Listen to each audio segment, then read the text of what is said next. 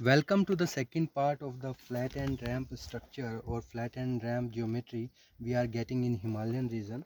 So in this video I will explain how to collect the geological data from such type of features, or you can say how to collect the plunge and plunging direction data from these lineations. So first of all, what we have to do, we have to mark the strike of the plane.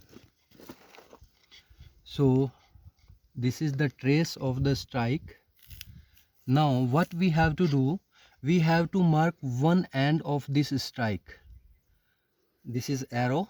Okay, now we have to collect the strike data. So this is to 316 degree, not 316 degree. So this end is not 316 degree. So now we have marked the strike angle here. Why I have marked this arrow here? Because to know the exact direction of the strike, because we have to calculate the angle between linear feature and the strike of the plane. So now this is the note 316. This is the end of the strike. Now we'll collect the dip direction data also. That is approximately 0.53. That is approximately 0.53, and it's dipping at 25 degree angle. So now what we have to do here, we have two methods.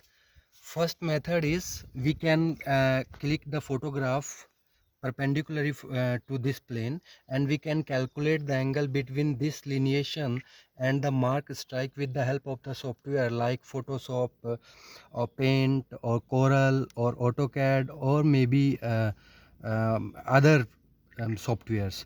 Or we can mark this lineation and we can calculate this angle, this acute angle, with the help of the D.